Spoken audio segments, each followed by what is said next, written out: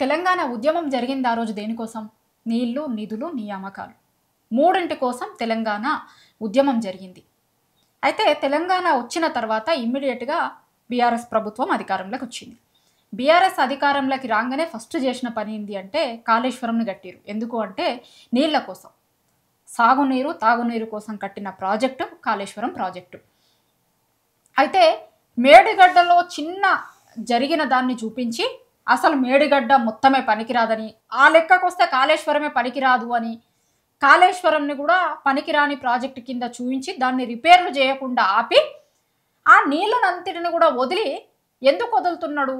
ఏపీకి లాభం చేయడం కోసమని, బనకచెర్ల కోసమే ఇదంతా జరుగుతుంది అనేది చాలామంది ఇరిగేషన్ పట్ల అవగాహన ఉన్నోళ్ళు ప్రతి ఒక్కరు కూడా మాట్లాడుతున్నారు. బనకచెర్ల ఇష్యూ వచ్చిన ప్రతిసారి కూడా మేడిగడ్డను ఎండబెడుతుంది బనకచెర్ల కోసమే అనేది తెలంగాణలో ఉన్న ఇరిగేషన్ ఎక్స్పర్ట్స్ అందరూ చెప్తున్న మాట. అయితే మన సీఎం గారు ఏమంటారు? అసలు బనకచెర్లకు ఒప్పుకోమన్న లెక్క మన సీఎం గారు మాట్లాడతారు. చాలా వేదికల మీద మాట్లాడిండు, ఈయన గతంలో మాట్లాడిండు. ఇవాళ మళ్ళొకసారి, ఇవాళ ఇండిపెండెన్స్ డే కదా, స్పీచ్ ఇస్తారు కదా, మేము ఏమేమి చేసినాము, ఏమేమి చేయబోతున్నాము, అది ఇది అనేది మన సీఎం గారు జెండా ఎగరేసిన తర్వాత రాష్ట్ర ప్రజలను ఉద్దేశించి మాట్లాడిండు. ఆ మాటలలో అక్కడ మాట్లాడిన దాంట్లో కూడా మళ్ళొకసారి బనకచెర్లని మాట్లాడిండు. అయితే ఇది మన సీఎం గారు మాట్లాడిర్రు. ఇంకొక దిక్కు ఆంధ్ర రాష్ట్రంలో కూడా ఆడ జెండా ఎగరేసిన తర్వాత వాళ్ళ సీఎం చంద్రబాబు నాయుడు గారు కూడా మాట్లాడారు. అయితే ఇక్కడ మాట్లాడిన మాటల మీదనే తెలంగాణలో ఉన్నటువంటి ఇరిగేషన్ నిపుణులు అభ్యంతరం వ్యక్తం చేస్తారు. ఎందుకు అంటే బనకచెర్లను కట్టనీయమన్న లెక్కన మాట్లాడితే కట్టి తీరుతాము, ఎవరికి ఏమి ఇబ్బంది ఉండదు, వృధా జలాలని వాడుకుంటాం అంటున్నాం మేము, వృధా జలాలను వాడుకుంటే మీకు వచ్చిన ఇబ్బంది ఏముంది, ఎట్టి పరిస్థితుల్లో కడతాము అన్న లెక్క ఆయన మాట్లాడుతున్నాడు. ఇద్దరు ఏం మాట్లాడిర్రు ఒకసారి చూద్దాం. చూసిన తర్వాత ఇద్దరు ఏం మాట్లాడుతున్నారు, దీనివల్ల తెలంగాణ ప్రజలకు ఎట్లాంటి నష్టం ఉండబోతోంది అనేది దీని మీద అవగాహన ఉన్నటువంటి వి ప్రకాష్ గారిని కూడా ఒకసారి ఫోన్ లైన్లోకి తీసుకునే అవకాశం ఉంటే తీసుకుందాం. ఒకసారి ఆయనతో కూడా మాట్లాడి చూద్దాం. ఇవి బనకచెర్ల మీద ఇద్దరు సీఎంలు మాట్లాడిన మాటలు. ఈయన కట్టనీయం అన్న లెక్క మాట్లాడిండు, ఈయనే కట్టి చూపిస్తాము అంటున్నారు. ఎట్లా కడతాము అనేది ఈయన చెప్పిండు, ఈయన ఏం చెప్పిర్రో కూడా ఒకసారి మనం విందాం. ఇద్దరు సీఎంలు ఏం మాట్లాడిర్రో ఒకసారి. మన వాటాల సాధనలో రాజీ పడే సమస్యనే లేదు. కృష్ణా గోదావరి నదులలో ప్రతి చుక్క తెలంగాణకు రావాల్సిన వాటాను సాధించి ఎవరి ఒత్తిడికి లొంగేది లేదు, ఎవరి ఆరోపణలకు బెదిరేది లేదు. 4 కోట్ల తెలంగాణ ప్రజల పక్షాన నిటారుగా నిలబడి కృష్ణా నది, గోదావరి నదుల్లో తెలంగాణ హక్కులను సాధించుకుంటాం. మన ప్రాంతానికి సాగునీరు, తాగునీరు అందించినాకనే మిగతా ఎవరికైనా నీరు. రాయలసీమను ఒక్క పాయింట్ ఏం చెప్తా అంటే, ఇప్పుడు మన సీఎం గారు మాట్లాడిన దాంట్లో లాస్ట్లో ఒకటి మాట్లాడిరు. ఏంది? మన ప్రజలకు రావాల్సిన సాగునీరు, తాగునీరు ఇచ్చిన తర్వాతనే మిగతా వాళ్ళకు అన్నారు. మనకి సాగునీరు, తాగునీరు వస్తుందా నిజంగా? వస్తే నల్గొండలో నీళ్లు రాక పంటలు ఎట్లా ఎండిపోయినాయి చూసినాం కదా మనం. నీళ్లు ఇడిచిపెట్టుర్రి అంటే నీళ్ళు ఇడిచిపెట్టాక నీళ్లు లేక పంటలు ఎండిపోయినాయి. మరి మనకు నీళ్ళు వచ్చినాయా? మన దగ్గర ఉన్న వాళ్ళందరికీ నీళ్ళు ఇచ్చిన తర్వాత పక్క రాష్ట్రం వాళ్ళ గురించి ఆలోచిస్తామన్నారు. అది జరుగుతలేదు. ఇప్పుడు మన దగ్గర ఉన్న మేడిగడ్డను ఎండబెట్టి బనకచెర్ల కోసం లాభం చేసేందుకు చూస్తుర్రు అనేది ఇరిగేషన్ ఎక్స్పర్ట్స్ అంటారు. మన దగ్గర చూసినాం కదా నిన్న మొన్న రాక ఎట్లుండెను. పొలాలు మొత్తం ఎండిపోయినాయి నీళ్లు లేక. ఎందుకోసం ఎండిపోయినాయి? నీళ్లు లేక. ఇచ్చే అవకాశం ఉన్నప్పుడు కూడా కాళేశ్వరంను ఒక ఫెయిల్యూర్ ప్రాజెక్టుగా చూంచాలి అనే దాంట్లో నీళ్లు వదలక పంటలను ఎండబెట్టిరు. అక్కడున్న రైతులు మాట్లాడారు. ఇది చాలా చోట్లలో పబ్లిక్ బయట్లలో మీరందరూ కూడా చూసి ఉంటారు. పబ్లిక్ బయట్ల కోసం పోయినప్పుడు జనం చెప్పారు, ఇచ్చే అవకాశం ఉన్నప్పుడు కూడా నీళ్లు మా పొలాలను ఎండబెడుతుంది ప్రభుత్వం అనేది రైతులు మాట్లాడారు. ఇవాళ మన సీఎం గారు ఏమంటారు అంటే, మొత్తం మనోళ్ళకి నీళ్ళు ఇస్తాము, ఎక్కడ ఎట్లాంటి ఇబ్బంది కలగకుండా చూస్తాము అని అన్నారు. వస్తున్నాయా లేదా అనేది వీడియో చూసి జనంకి తెలుసు. చేసేందుకు గోదావరి వృధా జలాల్ని పోలవరం నుంచి బనకచెర్లకు మళ్లించాలని నిర్ణయించాం. సముద్రంలోకి పోయే వృధా నీటిని వినియోగిస్తాం. ఈ ప్రాజెక్టుతో ఏ రాష్ట్ర నీటి ప్రయోజనాలకు నష్టం వాటిల్లదు. ఎవరు అభ్యంతరం చెప్పవలసిన అవసరం లేదు. వరదలు వచ్చినప్పుడు ఎగువ రాష్ట్రాలు నీటిని విడుదల చేస్తే దిగువ రాష్ట్రంగా ఆ నష్టాలను, కష్టాలను భరిస్తున్నాం. దిగువ రాష్ట్రంగా అదే వరద నీటిని వాడుకుంటామంటే అభ్యంతరాలు ఎందుకని అడుగుతున్నా. కృష్ణా నది గోదావరి జలాలు ఇది అసలు ఎవ్వరికి నష్టం ఉండదు అన్న లెక్క ఆంధ్ర రాష్ట్ర సీఎం చంద్రబాబు నాయుడు గారు మాట్లాడుతున్నారు. చూద్దాం, దీంట్లో తెలిసిపోతుంది కదా మనకి. ఇప్పుడు వాళ్ళు బనకచెర్ల కట్టడానికి అడ్డుకుంటారా, నిజంగా మన రాష్ట్ర ప్రయోజనాలు కాపాడతారా అనేది తెలిసిపోతుంది. ఎందుకంటే అన్ని కండ్ల ముందే ఉన్నాయి. బనకచెర్ల విషయంలో లాస్ట్ టైము ఢిల్లీలో పోయి మీటింగ్లో ఏం చెప్పొచ్చిర్రు, ఏం చేసిర్రు, బయటకు ఏం మాట్లాడిర్రు. ఒక దిక్కు మన సీఎం గారేమో అసలు దాని మీద చర్చ జరగలేదు అంటారు.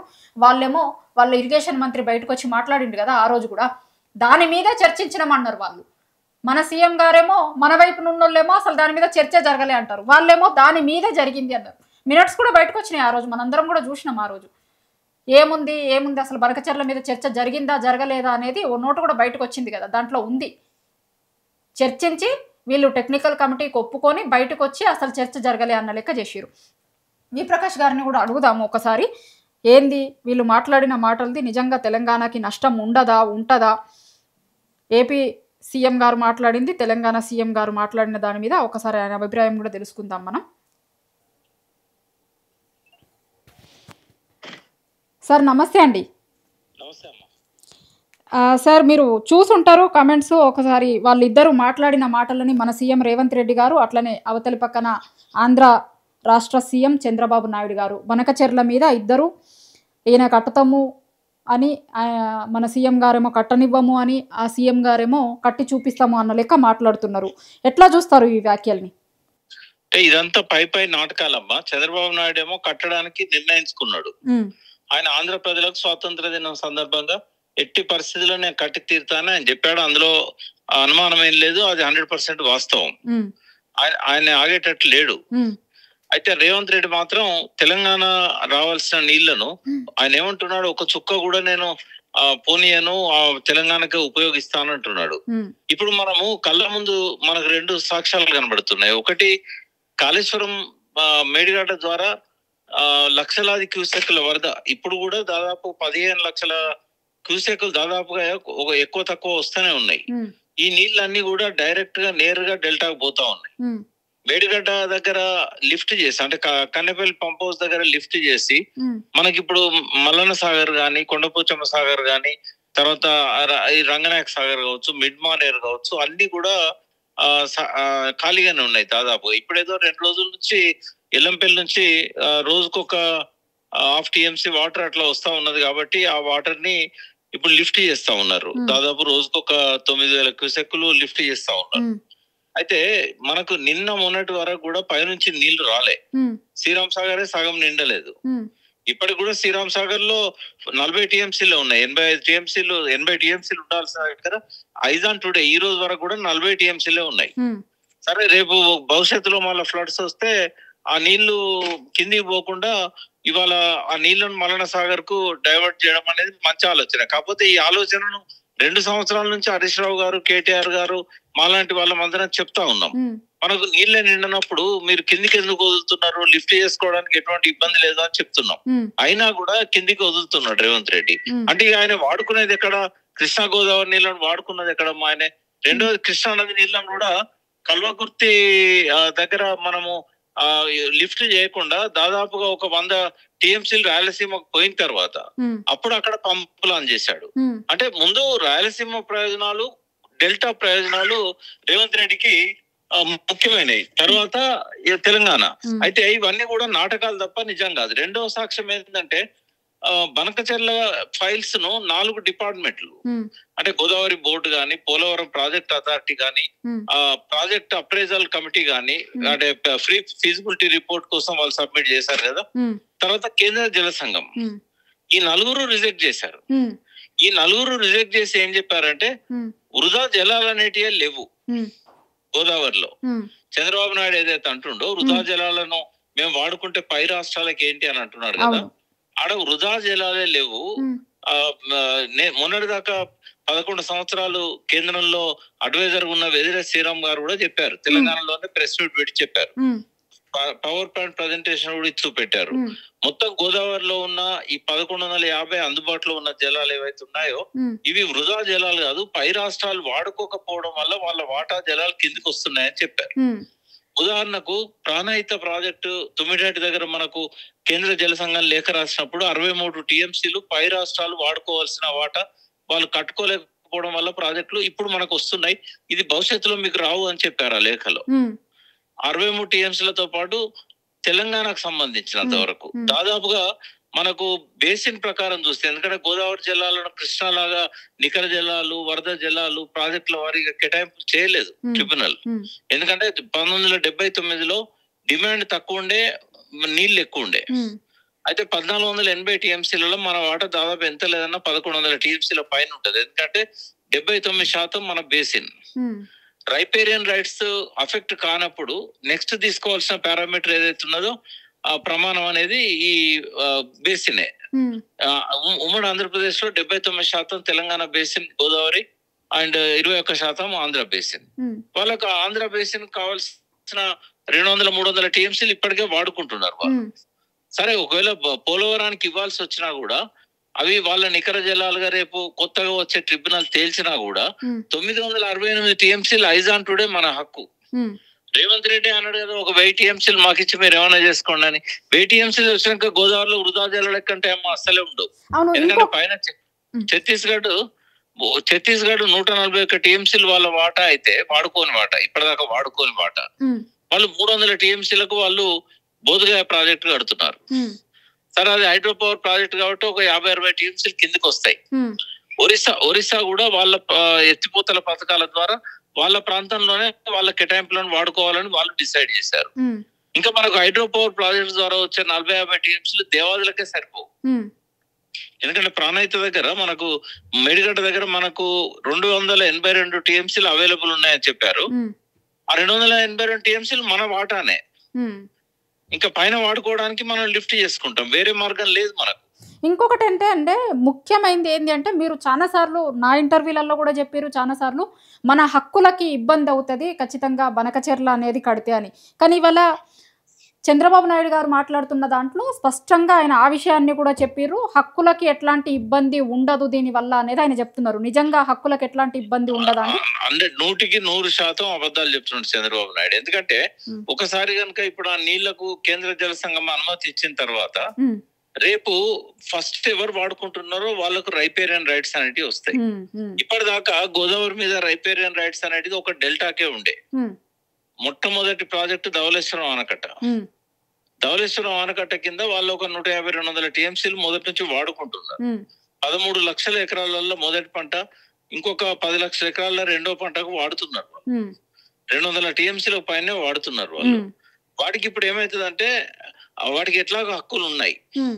ఇప్పుడు దీనికి బనకచెర్లకు కూడా హక్కులు వస్తాయి. అవి వచ్చిన తర్వాత తక్కువ మన నీళ్ళే లేవు గోదావరిలో, మన వాటా నీళ్ళని కిందికి వాళ్ళు తీసుకుపోయిన తర్వాత వాళ్ళకు హక్కులు వచ్చిన తర్వాత మళ్ళీ మనకు ఎక్కడి నుంచి వస్తుంది హక్కు? ఆ 3వ టీఎంసీకి మనకు హక్కు రాదు, కన్నెపల్లి దగ్గర లిఫ్ట్ చేసుకోవడానికి మనకు హక్కు రాదు, కింద దేవాదులకు సీతారామ ప్రాజెక్టు కూడా ఇబ్బంది అవుతుంది. పైనుంచి నీళ్లు రావు కాబట్టి వచ్చిన నీళ్ళని వాళ్ళు మనల్ని వాడుకోలేకుండా కిందికి తీసుకెళ్తారు కాబట్టి ఈ స్వాతంత్ర దినం సందేశం ఏదైతే 2 రాష్ట్రాల ముఖ్యమంత్రులు ఇచ్చారో ఇది చంద్రబాబు ఏమో కట్టుబడి ఉన్నాడు అని చెప్పడానికి మనకు కనబడతా ఉంది. ఈయనేమో దొంగ మాటలు మాట్లాడుతున్నాడు. ఎందుకు అంటే మొన్న కూడా 4 డిపార్ట్మెంట్స్ రిజెక్ట్ చేసినాక నీకేం అవసరం అయ్యా, నువ్వు ఎందుకోసం ఢిల్లీలో పోయి మీటింగ్ లో మాట్లాడినావు, ఎందుకోసం కమిటీ చేసినావు, ఆ కమిటీ ఏది చెప్తే అది వింటానని ఎందుకు చెప్పినావు? ఈ బ్లఫ్ చేసే మాటలు కాదా ఇది కేవలం ఏదో అమాయకత్వం, నీళ్ల మీద అవగాహన లేదా అనుకోవద్దు. ఈ చంద్రబాబు నాయుడు ఎట్లా నడిపిస్తున్నాడో రేవంత్ రెడ్డి అట్లా నడుస్తున్నాడు. కాబట్టి ప్రతిపక్ష పార్టీ టిఆర్ఎస్ అదే విధంగా ఈ రాష్ట్ర ప్రయోజనాలను ఆకాంక్షించే ఏ పార్టీలు అయినా కూడా నిర్ద్వందంగా దాన్ని ఖండించాలి. నేను కాంగ్రెస్ లో ఉన్న నికార్సైన కాంగ్రెస్ నాయకులకు కూడా నేనేం చెప్పదలుచుకున్నా అంటే, మీ ముసుగులో చంద్రబాబుకి నా సహకరిస్తున్నాడు, ఇప్పటికైనా ముసుగును తొలగించండి. ఆయన ఏం కాంగ్రెస్ కాదు, కాంగ్రెస్ ప్రయోజనాలను కాపాడడానికి ముఖ్యమంత్రి కాలే. మీరు ఎంతకాలం భరిస్తారు? ఈయన చేసే నయవంచన వల్ల శాశ్వతంగా కాంగ్రెస్ పార్టీ తెలంగాణలో భూస్థాపితం కాబోతున్నది. ఎందుకంటే ఒకటి స్వయం పాలన కాదు, అది కిరాయి పాలన, పరాయి పాలన. ఢిల్లీ దగ్గర పెట్టాడు, తాకట్టు పెట్టాడు తెలంగాణ పరువు ప్రతిష్టలను అన్నింటినీ కూడా. రెండవది ఏంటంటే ఆయన ఎట్లా ఆడిస్తే అట్లా తెలంగాణకు శాశ్వతంగా ద్రోహం చేయడానికి ప్రయత్నం చేస్తున్నాడు. కాబట్టి ఇప్పటికైనా కాంగ్రెస్ నాయకులు కళ్ళు తెరిచి మీ అధిష్టానం దగ్గర పోరు పెట్టి మన తమిళనాడు లాగా వెస్ట్ బెంగాల్ లాగా కావద్దు, మీరు ఇప్పటికైనా కళ్ళు తెరిచి కాంగ్రెస్ బొందబెట్టక ముందే మనం కొన ఊపిరి ఉన్నప్పుడే కాపాడుకుందామని చెప్పి మీరు ఢిల్లీకి పోయి చెప్పాల్సిన అవసరం ఉంటుంది. లేకపోతే కామరాజ్ నాడార్ గారు నెహ్రూకే అడ్వైజర్ ఉన్న వ్యక్తి, ఇందిరాగాంధీకి గాడ్ ఫాదర్, ఈ was the last chief minister of Tamil Nadu in 1963. ఆ తర్వాత మళ్ళీ ఎన్నడూ అక్కడ కాంగ్రెస్ బట్ట కట్టలేదు. ఇంకొక 100 సంవత్సరాలైనా అక్కడ కాంగ్రెస్ రాదు.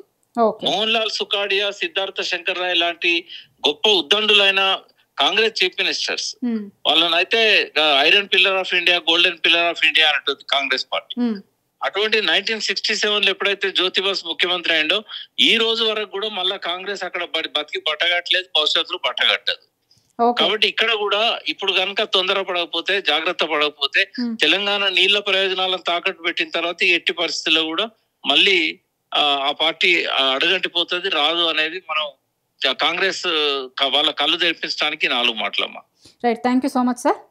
థ్యాంక్ యూ అమ్మా, థ్యాంక్ యూ.